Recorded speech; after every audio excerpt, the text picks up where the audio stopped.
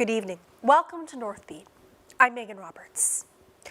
An outdoor social media influencer with 2 million followers is charged with a long list of wildlife offenses in the Yukon, including allegedly killing 3 bears. Cheryl Kawaja has that story. In all, there are 19 charges, both territorial and federal, all relating to 3 bears. The man charged, 32-year-old Tristan James Ham. He's best known as a social media influencer with more than 2 million followers. Ham calls himself Mr. Adventure. He describes himself online as an outdoor connoisseur, an adventure athlete, and an entrepreneur. Court documents allege he provided false or misleading information to obtain a Yukon resident hunting license. Ham is charged with illegally killing a black bear on Bove Island, not far from Carcross in the Yukon's southern lakes. 2 days later, he's accused of killing a black bear at Dry Creek. Then, on May 21st, court documents claim he killed a grizzly bear near Kluwani Lake. All 3 bears are alleged to have been killed in the same week, this past May. Ham is also accused of exporting the remains of 2 black bears and a grizzly bear out of the country. Now, all 19 charges have not been proven in court. Hearing about the charges, this wildlife advocate says she's outraged. I just have a sinking feeling in my stomach, and my heart just about breaks, and I get goosebumps all over me. It's just the saddest thing. Sue Greetham advocates for greater protection of bears. She opposes trophy hunting and says anyone found guilty of illegal hunting should be made an example, a warning to others. So I want it to be a significant message sent.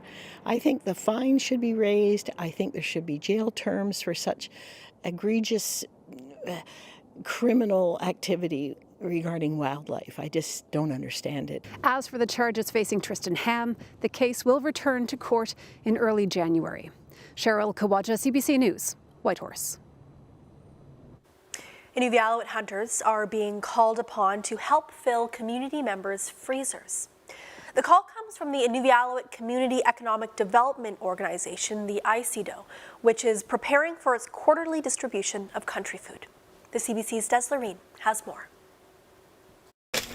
Here's some whitefish. I believe it's from Polytech.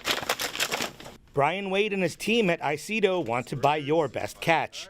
Their meat processing plant sends the country foods free of charge to all Inuvialuit households. There are notices in all 6 Inuvialuit communities asking for fish, birds, and muskox meat.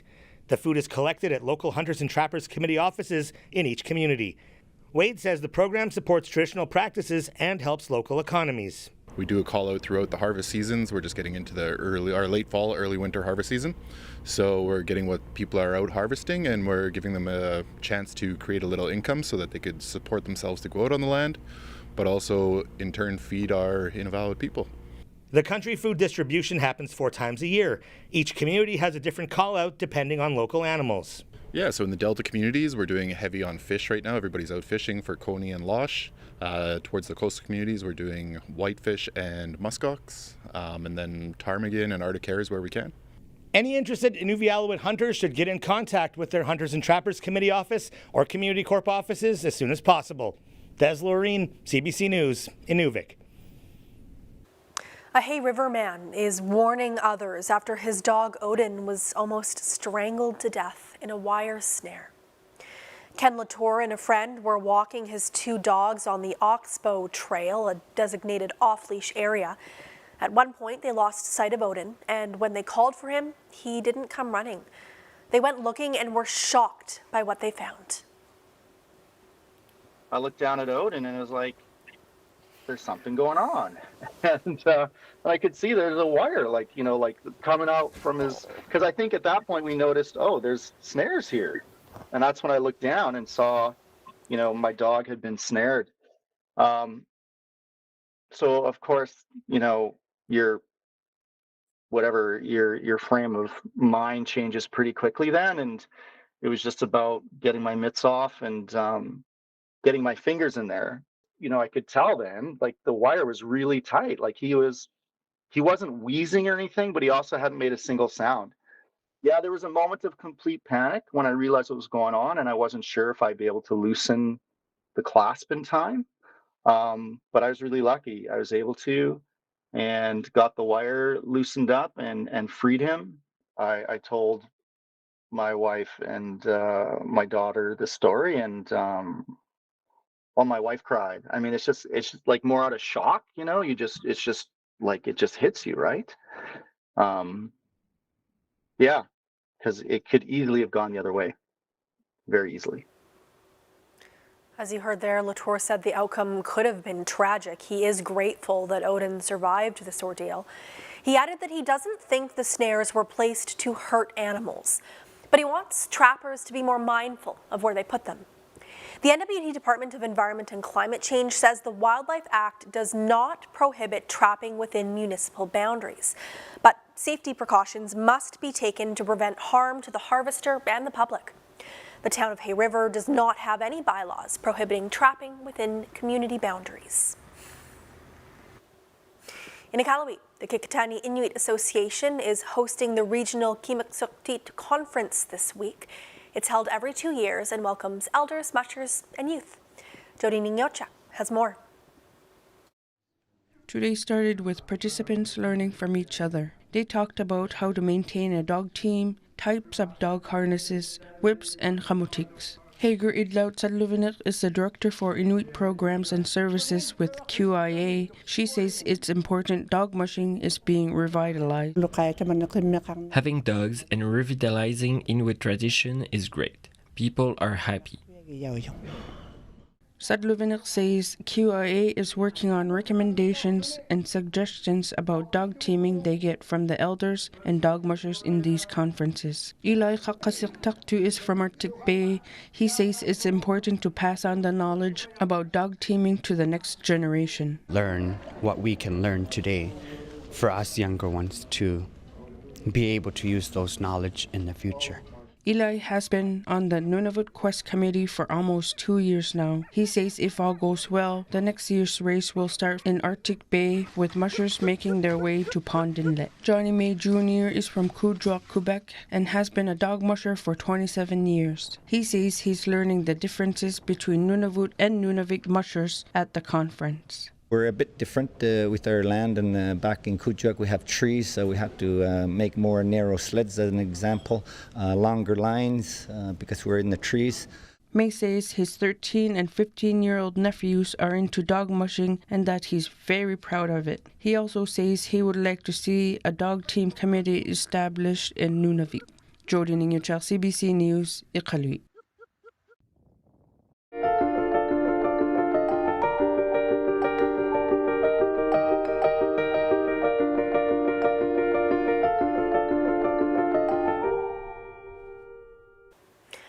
A Kanak woman's body is now back in her community. Alice Takyapik was found dead in her home in Montreal. Salome Ava has the details, but first a warning. The story might be distressing for some people.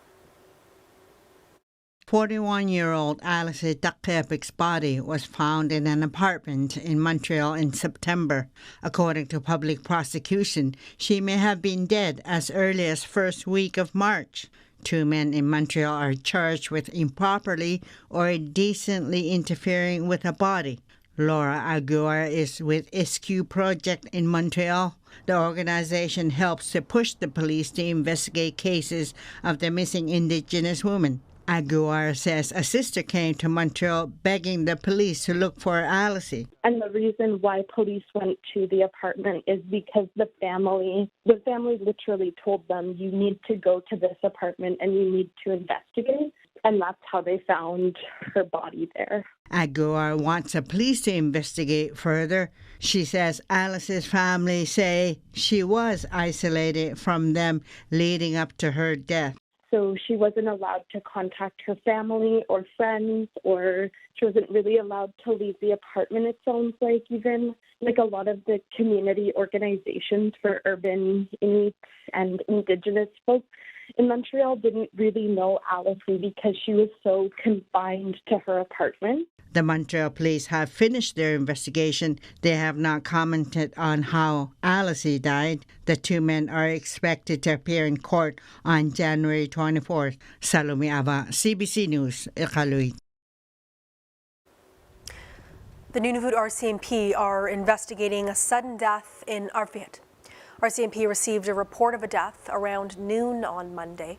Officers say they will not be sharing any more details at this time and that all sudden deaths are treated as suspicious until an investigation shows otherwise. The trial of Iqaluit's former mayor began yesterday. Merlin Racino is charged with 1 count of sexual assault and 1 count of forcible confinement. The charges stem from an incident that happened in March 2021. The alleged victim's name is protected under a publication ban. Racino is also the co-owner of Arctic Fresh, which runs flights in the territory. He has several construction contracts with the government of Nunavut, including the Nunavut Recovery Centre. His trial is scheduled to run for 2 weeks. The Grand Chief of the Council of Yukon First Nations says there is an urgent need to update mining legislation in the territory, specifically the Placer and Quartz Mining Acts. Peter Johnson's call for change comes as placer claims are skyrocketing. The Yukon Geological Survey says there's a 43% increase in placer claims since last year. Johnson says the legislation is archaic. Placer mining royalties haven't been adjusted for inflation in over a century, since 1910. They can be staked almost anywhere in the Yukon, including on the traditional territory of many First Nations. Some of these, particularly mining legislation, is over 100 years old, and obviously the evolution of us as a territory, let alone the practices of pick and shovel in a bucket versus now, these huge excavators that are now taking place of the shovel and the pick industry, if you will.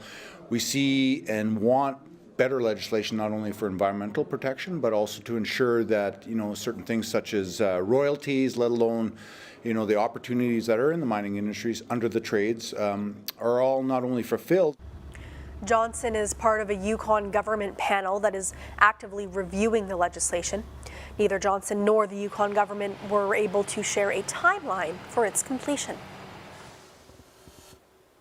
The federal government has unveiled its latest plans for the Canadian economy. Finance Minister Chrystia Freeland delivered the fall economic statement in the House of Commons today. The government is working to balance programs to build more homes, make life more affordable, and bring down inflation. Rafi Boudjikanian has the details. Chrystia Freeland is trying to tackle affordability issues while keeping an eye on the bottom line. Beneath that tightrope, a worsening economy ahead. Our economic plan is focused on building an economy that works for everyone, with good jobs that people can count on. The new spending outlined today is modest, $21 billion over 6 years, most of it aimed at housing and previously announced programs such as heat pumps and the removal of the GST for rental construction units. It is a sign the government doesn't want to add to the inflationary fire. I am today announcing new measures through our economic plan to build thousands upon thousands upon thousands of new homes across the country. There is a $15 billion loan program starting in 2025 to kickstart construction of new rental housing units. And the government also intends to cut down on red tape, allowing construction workers to move across the country more easily to build these new homes. They recognize the scale of this problem is enormous, it's historic. But for this observer of the economy, these are measures that will barely start addressing the housing shortage in the country. This is not something that's going to get solved in this fiscal update or even in the next budget. We'll be talking about this in the next election and probably the next election after that.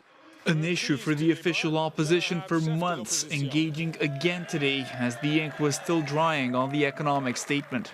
It now takes 25 years to save up for a down payment in Toronto. You used to pay off a mortgage in that time.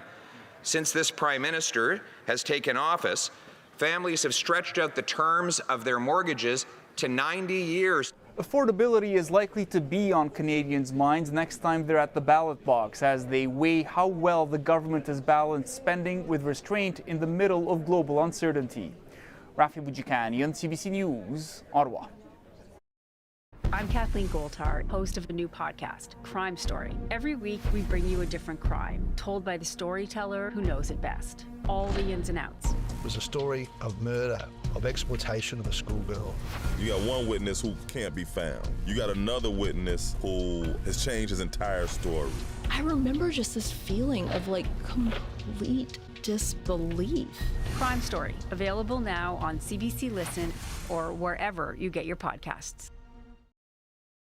You are constantly on the move, and so are we, making sense of the moments that matter together. Looks like things are maybe winding down. Asking what, why, when. To the center of the biggest stories, meeting the people living them. Thank you for letting us be here. What's your situation? Making sense of our world. How are we going to be part of this solution? With you and for you. Connectedness, groundedness. I'm Adrienne Arsenault. This is The National. Welcome back. Canada may be tightening its belt, and it's not the only place in the country. Well, it is a country. Yellowknife is also aiming for a lean budget in 2024. The city's entire budget process has been pushed back because of wildfires. The draft won't be released until mid-January, but Civic Administration did give a fiscal update yesterday. City officials outlined some of the challenges they're facing as they prepare the draft. Inflation, supply chain issues, and unpredictable weather events were on that list. One councillor asked whether the city was considering service cuts. Yellowknife City Manager Sheila Bassey-Kellett says that's not on the table right now. At this point, we haven't come forward proposing that we cut certain areas in order to enable others. We come forward with the overall recommendations of what the core and essential services are and the resources to support those. City staff will present a draft budget on January 15th. After that, the public gets to weigh in and council will deliberate. It's expected to be finalized in mid-February. Canada's inflation rate dipped again in October. Headline inflation, also known as the Consumer Price Index, came in at 3.1%. That is down from 3.8% in September. The slowdown was led by gas prices. Rising grocery prices have also slowed, but they're still up more than 5%. Rent and mortgage costs remain stubbornly high. Rent was up more than 8% last year, and mortgage interest costs are more than 30% higher than a year ago. A woman in Arviat is fighting to improve her parents' living conditions. Doris Okatsiak says the unit they've lived in for more than 20 years is overcrowded and in disrepair. There are currently 10 people in the 3-bedroom unit, which has tape around the corners to keep the bugs out. One person sleeps in the laundry room. Okatsiak says she's worried for her parents' health. My parents, living in that house for 20 plus years, into house. It's really more than a house. And there's a lot of bugs everywhere, mostly in the attic. Of that house is doing nothing. We've been telling them there's mold everywhere and bugs, but they don't believe us. We reached out to the Arviat Housing Authority with questions, and we haven't heard back yet. Now, housing is a national concern. It's not just in Arviat, unfortunately. And for some, it's about just getting a roof over their heads. Small wooden structures have been popping up at a homeless encampment in one British Columbia community. Volunteer builders say there's no time to waste with winter setting in, but they're facing roadblocks. Kate Partridge has the story. Volunteers are working in snow and gusting winds to finish up shelters for residents of Prince George's Moccasin Flats encampment. Brad Gustafson is a volunteer and a contractor by trade. He's designed the shelters, tall enough to stand in and small enough to heat. They're 8 feet wide by 8 feet deep, or 8 feet long, with a slight slope to it, and with a tin roof. And they just are big enough for 2 people to have a bed in. Mayor Simon Yu campaigned on building emergency shelters for the unhoused. He told CBC News it's been harder than he thought. The problem on the street, that for the scale of it, we have not facing it as a society together for a long time. And then last week, the city of Prince George issued notices saying building and occupying these structures is illegal. Nikita Tiji has spent winters in a tent before. This year, she's in one of these tiny homes with her partner. It's better. It's a lot better than a tent, for sure. People are gonna freeze out here, man. Like they should be getting us lumber and stuff. The city told CBC News there are no plans to enforce the orders, and volunteers say they aren't stopping. Gustafson says there is still a wait list of about 60 people hoping for shelter this winter. Kate Partridge, CBC News, Prince George. A new affordable housing facility officially opened in Yellowknife this afternoon. The Gotili-Co building is owned by the YWCA and will also house the organization's staff offices and programming. We were there for the ribbon cutting. 1, 2, 3.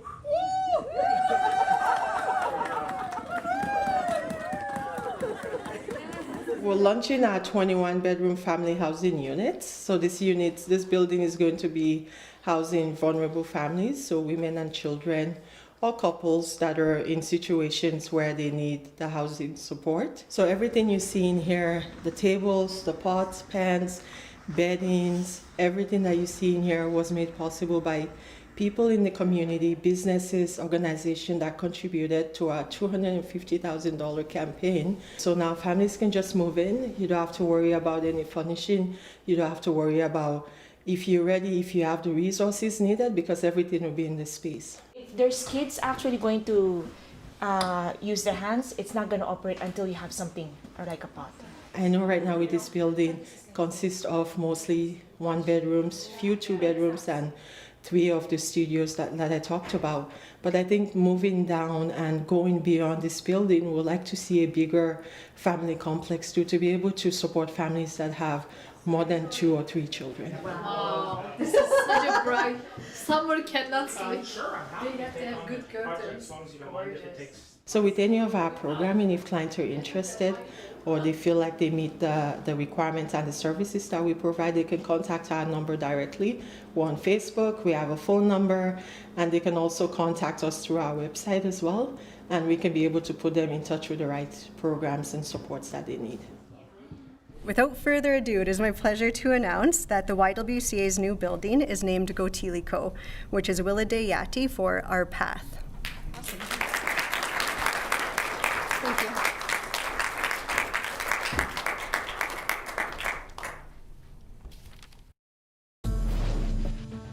It's gonna have to be 2 people, Liza. Do you think you can do that? I think I can. I feel so much pressure to not do the thing that I know will make everything. Canadians of generations have been miseducated. But we don't talk about that. We are here. We have been here. These stories are us.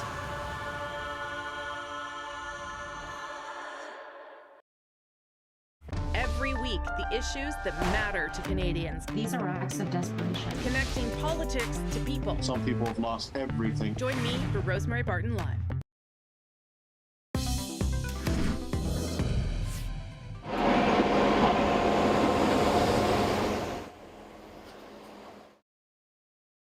People in a small Icelandic town clearing out their belongings, and construction crews are hustling to build barriers to divert potential lava flows. Truckloads of gravel are being dumped around a nearby geothermal energy plant. It provides power to much of the area, about 40 kilometers southwest of Reykjavik. Officials are warning there may be less than 30 minutes warning before an eruption.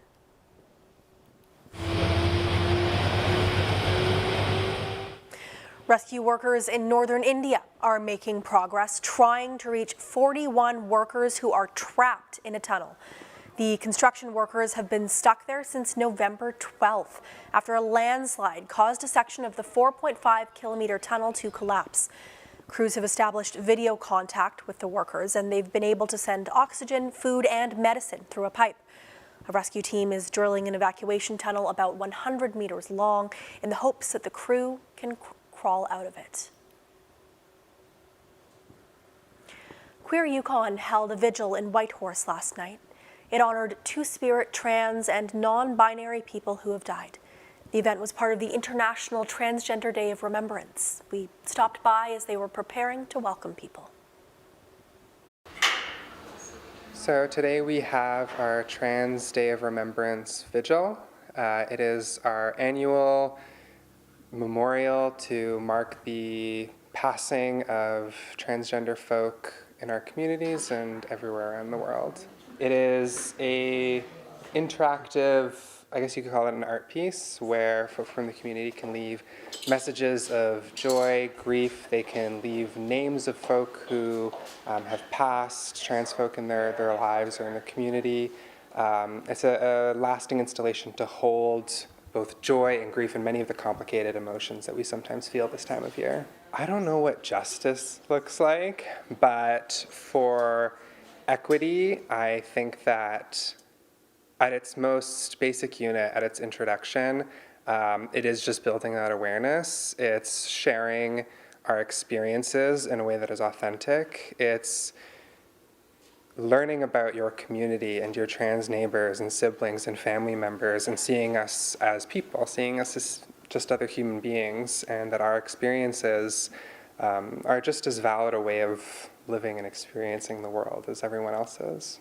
My greatest hope with TDOR every year is to provide a space for the community to hold whatever emotion that they may be feeling, but not hold it alone. So I hope that for the community that does show up, I hope that they feel held by community, that they feel that they know that grief and joy can coexist together, and I hope that they enjoy some really warm, delicious soup that we have for them, that they have a way that they feel that they can express their emotions and the feelings that they may be having. And that is Northbeat for tonight. For news anytime, go to cbc.ca/north. Thank you for watching. I'm Megan Roberts. We leave you with a look at tomorrow's weather. Have a good night.